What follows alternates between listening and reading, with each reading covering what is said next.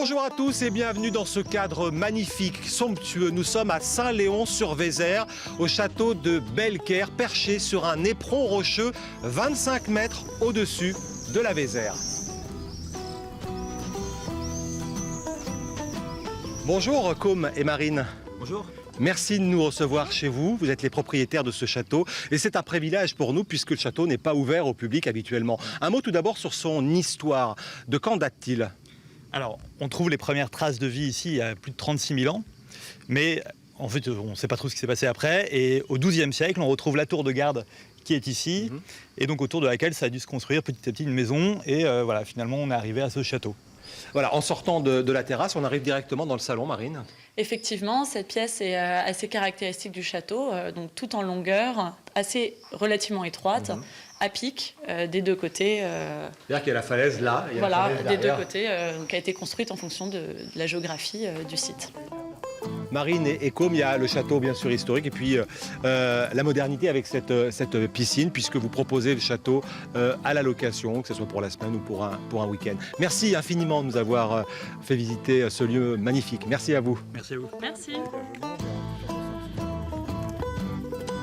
Autre lieu que nous découvrons maintenant dans cette vallée de la Vézère, nous sommes en haut de la vallée de la Vézère, un temple bouddhiste.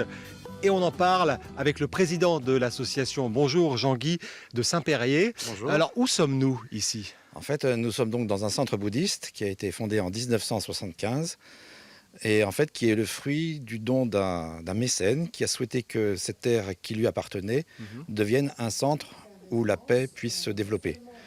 Alors qui vient ici ? Qui vous accueillez ? En fait, nous accueillons tout le monde parce que en fait, c'est un centre qui est très ouvert sur le monde et qui propose en fait des stages pour adresser toutes les problématiques que chacun peut rencontrer, que ce soit les émotions perturbatrices, un deuil, la gestion du stress, les relations difficiles qu'on peut avoir. Et en fait, il y a beaucoup de personnes qui viennent chercher ici des réponses à leurs questions.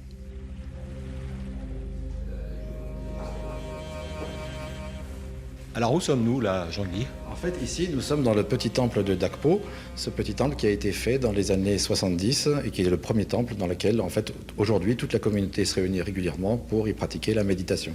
Merci beaucoup. On a découvert ce lieu et on ne savait pas forcément qu'il y avait ce lieu dans la vallée de la Vézère. Merci à vous. Merci Jean-Guy. On va ressortir.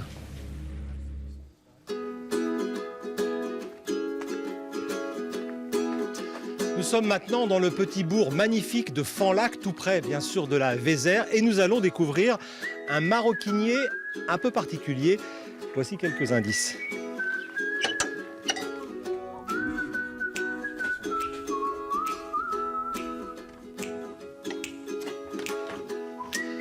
Bonjour Christophe. Bonjour, bienvenue. Merci. Je viens de dire que vous êtes un maroquinier un peu particulier. Pour quelle raison ? Parce que je travaille du cuir de poisson. Voilà, le cuir de poisson. Et ce qui est exceptionnel, c'est un cuir de poisson qui est tanné avec des plantes, parce que certains cuirs de poisson existent, mais c'est tanné avec des substances toxiques. Et c'est un vieux savoir-faire qui provient d'un peuple comme les Inuits, que quelqu'un, après longue recherche, a réussi à retrouver. Ça, ce sont des esturgeons. Hein, vous voyez, il y en a pas mal de couleurs différentes parce qu'il y a beaucoup d'espèces d'esturgeons différents. Du saumon. Et ceux qu'on a aussi beaucoup, c'est des saumons. Ça, c'est pour la simple raison que ces poissons viennent d'élevage et normalement, on jette ces peaux. Donc, c'est super de récupérer ces peaux à la place de avoir des poubelles ou de faire la farine animale avec. Merci beaucoup Christophe de nous avoir fait découvrir votre magnifique travail et bonne chance pour la suite Merci. ici à Fanlac. Merci, au revoir.